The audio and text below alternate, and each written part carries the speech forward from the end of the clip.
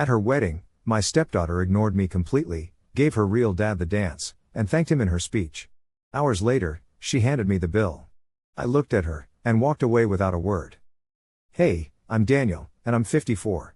It's wild to think that if someone had told me 10 years ago that the little girl who used to plead with me to braid her hair for school would eventually act like I didn't exist at her wedding, I would have laughed it off.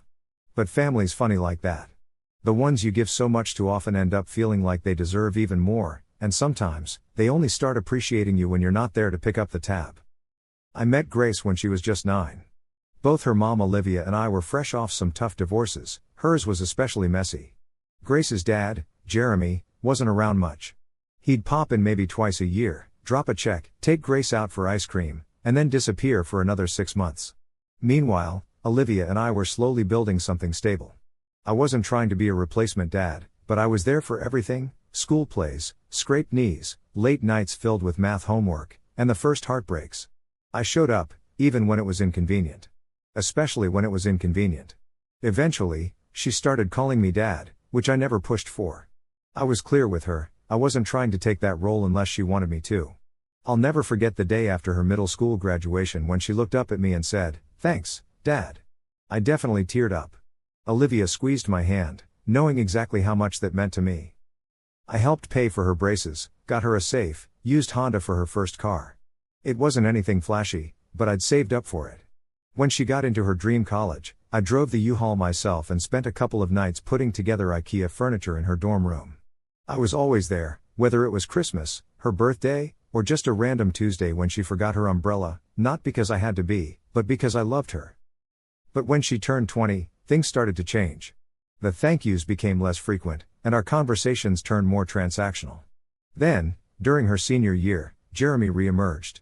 He'd supposedly turned over a new leaf and started posting old pictures of them together on Facebook with captions like "so proud of my little girl," conveniently cropping me and Olivia out. Grace ate it up, craving his approval. I understood, every kid wants to feel wanted by their parent, even if that parent only surfaces when it's convenient. Still, I couldn't shake the feeling of being pushed aside, like I'd been just the substitute teacher all along. Then came the engagement. Grace was over the moon, and at first, I was genuinely thrilled for her. I remember sitting on the couch, watching her wave her hand around with that diamond catching the light. Olivia clapped, and I pulled Grace into a hug, telling her, "We're so proud of you." Grace smiled, but it didn't quite reach her eyes when she responded, "Thanks, I'm just glad I'll have both my parents there to walk me down the aisle." I blinked, and Olivia tried to say something, but Grace cut her off, saying she meant Dad, meaning Jeremy, not me, the guy who taught her to ride a bike or stayed up with her when she had the flu. But I brushed it off as a phase, maybe a sentimental thing. I could respect her trying to reconnect with her roots, even step aside for it. But the signs kept piling up. She started calling Jeremy Dad all the time and reverting to calling me Daniel, especially when others were around. She even removed my last name from her social media, which used to say Grace Thompson, and went back to her birth surname. She didn't ask me to give a speech at the wedding. When I offered to help cover the wedding costs, she just smiled, nodded, and then asked if I could front the $12,000 for the venue deposit. No talk of paying it back, no thank you, just the assumption I'd handle it. And I did, not for Grace, but because Olivia couldn't bear to see her daughter's dream day crumble. I told myself I was doing it for love, for the family, not to take it personally. But over time, I felt more like a walking ATM than a father figure. Olivia noticed too and tried talking to Grace about it, gently, carefully. But Grace would shut her down, accusing her of guilt-tripping me for wanting her real dad in her life. That word "real" hit hard, though I tried not to show it. The week before the wedding, I overheard a conversation I wasn't meant to hear. I came home early and paused in the hallway when I heard Olivia and Grace talking in the kitchen. "He's paid for almost everything, Grace," Olivia said, her voice firm but low. "You can't just pretend he doesn't exist. He's been more of a father to you than Jeremy ever was." Grace scoffed and said, "That's his choice. No one forced him to." Olivia pressed, "You used to call him Dad." Grace replied, "That was before I had a real one again." I was out of there before anyone even realized I'd shown up. Didn't say a thing, just hit the road and drove until my gas lights started blinking. Fast forward to the big day, and there I was in my sharpest suit, fumbling with my tie until I got it right.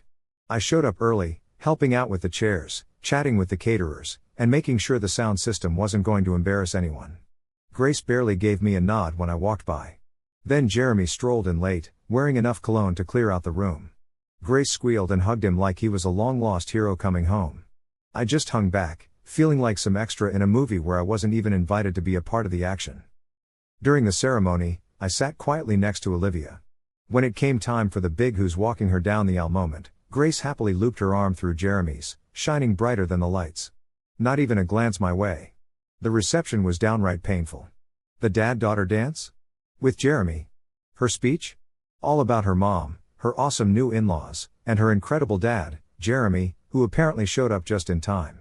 My name? Nowhere to be found. I played it cool, no scenes or anything. Smiled when folks looked my way, shook hands, toasted, clapped, all while something inside me quietly cracked.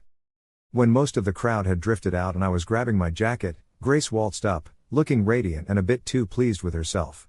She handed me a piece of paper with all the cheeriness of settling a lunch bill. "Thought you'd want to square this away before we jet off tomorrow," she chirped. I unfolded it, saw the number, and felt my jaw clench. She was expecting the usual, me nodding, reaching for my wallet. I didn't. Instead, I walked right past her, down the stairs, through the parking lot, and into the night without a single word. That night, sleep didn't come. Not out of anger, that would have been simpler. It was a colder feeling, like a door quietly closed inside me, and I had no desire to open it again. Hours passed as I watched the shifting shadows from the headlights outside. Olivia came home, obviously aware that something had shifted, and wanted to talk, but I gently told her, not tonight. I wasn't ready to voice what I knew deep down. The next morning, my phone buzzed like crazy, calls and messages from Olivia, Grace, and even Jeremy, which was surprising given how little he'd acknowledged me the whole weekend. Ignored them all. Instead, I brewed some coffee and pulled out my thick binder labeled wedding expenses. Every receipt, every wire transfer, every invoice, neatly filed away. The total? Just under $38,000. I covered over 80% of the big day, including Grace's must-have last-minute extras, imported centerpieces, a late-night taco bar, and that over-the-top champagne tower. The kicker? That final balance she gave me wasn't a real bill, it was just her own scribbled total, double charging me for stuff I'd already paid for. She thought I'd be too passive or sentimental to call her on it.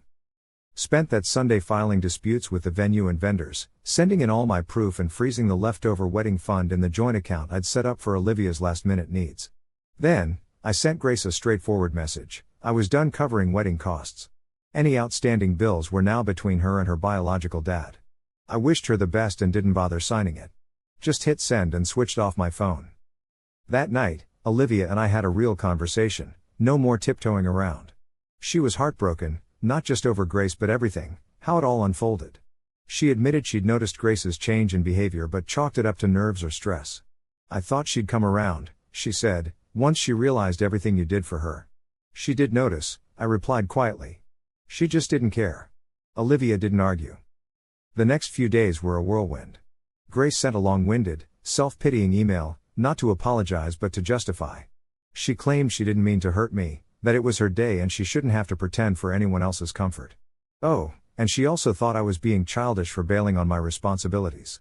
The nerve, considering how much I had already done.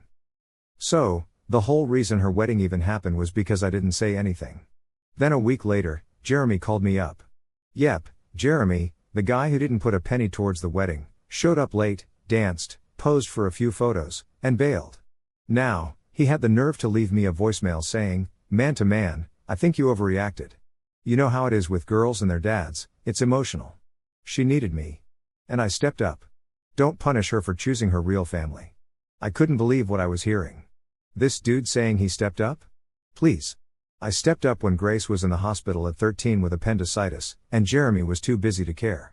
I stepped up when her financial aid fell through in sophomore year, and she was too embarrassed to tell anyone else. I stepped up every single day for 10 years without ever asking for a thank you. But sure, Jeremy buys her a watch and stands next to her in a tux, and suddenly he's freaking father of the year? That's when I decided I was done. Not just done, but done. I called my accountant to start dissolving our joint account. I updated my will so Grace wasn't listed as a beneficiary anymore. I even made a big donation to a scholarship fund for foster kids who actually need the help. Then I wrote a final letter to Olivia. It wasn't angry or anything, just final. I told her I didn't completely blame her for what happened, But I couldn't keep giving my whole self to a family that only saw me as a bank account. I said I'd always care for her, but I needed to save what little self-respect I had left. I left the letter on the kitchen counter and moved into a condo I'd quietly bought months ago as a backup plan. Never thought I'd need it, but I guess deep down, I knew. Weeks went by, then a month. Olivia tried to reach out a few times, but Grace didn't. A mutual friend told me Grace and Jeremy had tried to get a personal loan for the rest of the wedding costs but got denied. They were shocked that the rich stepdad had turned into Casper. Then one afternoon, I got a message from Olivia saying, "She's here. She wants to talk. Please, she's crying." I didn't answer right away. I sat there, remembering every smile I gave that girl, every small fatherly moment I thought mattered, every dollar, every sleepless night, every proud look at her graduation, every whispered "Don't worry, I've got you." Finally, I stood up, packed my briefcase, and headed home. When I walked in, Grace was there, sitting on the couch, red-eyed and holding her hands together. She stood up when she saw me. "Daniel," she started, but I just raised a hand, and what I said next and what she did in response changed everything. She tried to speak again, but I stayed calm and collected. I walked past her, put my briefcase down like it was just another day at the office, and looked her in the eyes.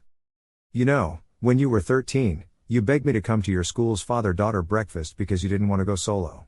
You said Jeremy hadn't texted in 6 months. I took the morning off, wore that awful blue tie you liked, and brought your favorite muffins. You told everyone I was your dad." Grace blinked, her cheeks flushed, from embarrassment or shame, I wasn't sure. "You remember that?" she asked quietly. "I remember everything, Grace.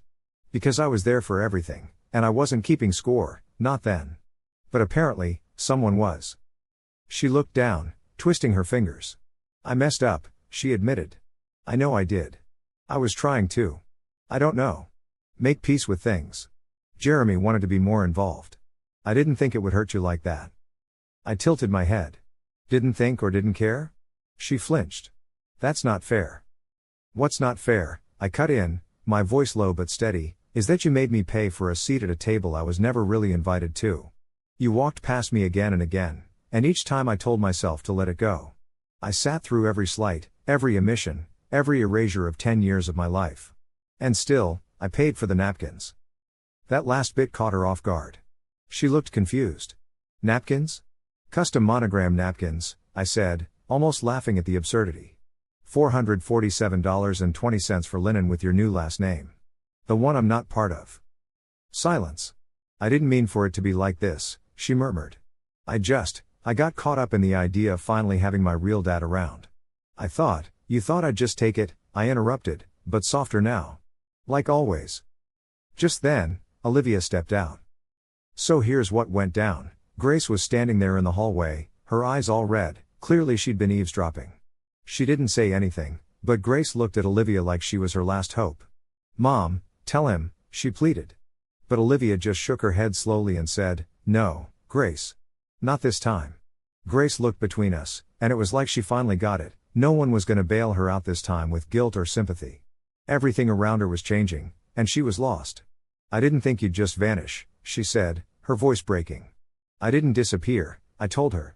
"I simply stopped being a go-to person for folks who see me as a tool. You made a choice at your wedding, now I'm making mine." Tears filled her eyes, but I felt nothing. Not pity, not any sense of getting back at her, just calmness. She said she came to apologize and fix things. I shot back, "No, you came to stop the consequences. That's not the same." She sank into her seat, looking defeated. "So that's it?" she asked. "You're just done?" I looked at her for a while. "I don't know," I confessed. "But I do know forgiveness can't be ordered after a long silence. It's gotta be earned, not just handed out like a blank check." She didn't fight back or try to explain, she just sat there, realizing she'd wrecked this friendship without noticing until it was too late. I gathered my stuff, nodded to Olivia, and headed for the door. Grace called after me, her voice shaky, "What do I have to do to fix this?" I paused, hand on the doorknob, but didn't look back. "Start by not asking me what to do," I said, and then I left. I didn't go far, just walked around the block to clear my head. Was I completely done with this friendship? Not sure. But I was definitely over being taken for granted. And then, reality hit over the next few days. My phone was quiet, no messages, no missed calls, no apologies. Just silence I hadn't felt in forever. Still, I checked my phone, not because I wanted an apology, but to see if she would really let this go without a fight. And she did. For 3 days, absolutely nothing. Olivia shot me a text saying, "I'm so sorry." I didn't reply. I wasn't mad at her, really, but I needed my space. I'd been everyone's rock for so long, and now that I'd stepped back, the cracks were showing. I was done being the supporting character. I was curious if anyone remembered who'd been behind it all. On the 4th day, there was a knock on my office door, not the condo, but my actual office where I run my consultancy biz. My assistant sounded a bit uneasy. "There's a young woman here named Grace. No appointment." I hesitated. My first gut reaction was to send her away, but something in my assistant's tone stopped me. "Send her in," I said. Grace came in, not with her usual air of confidence but like she was entering a church or a hospital room. Hair tied back, minimal makeup, no fancy purse or self-satisfied grin. Just her and a thin folder. She sat down and opened the folder without a word. Inside were receipts, bank statements, payment details, and a typed letter labeled Wedding Expense Reconciliation Report. She slid it over to me. "I went through everything," she said quietly. "Every vendor, transfer, line item. I called the venue, caterer, even the florist. I made a list of what you paid and what I owe, added interest, and broke it into a repayment plan over 3 years. If you agree, I'll sign it." I blinked, surprised. She wasn't crying, wasn't begging, just taking ownership in a way I hadn't expected. "I got your message," she said, "and I hated it. At first, I thought you were being dramatic or petty. But then I started looking at it not from my view, but yours. I remembered the time you drove 6 hours after a business trip because I needed help with a college essay. You stayed up late, helped me, and never even mentioned it again. Just did it." She looked down at her hands, and I remembered my 16th birthday when someone didn't show up. She found a rare book series I loved and gave it to me like it was nothing. And I hugged her. Really hugged her. You know, in that moment, I didn't miss him at all. Her voice was shaky, but she pulled it together. I remembered everything, and as I did, I felt worse. I realized I hadn't just cut you out of the wedding, I'd erased you from my whole story, like you were just a stand-in until my real dad showed up. She finally looked me in the eyes and said, "But you were never just a placeholder. You were the only one who was always there." I couldn't say anything. My throat felt tight, and I wasn't sure my voice would cooperate just then.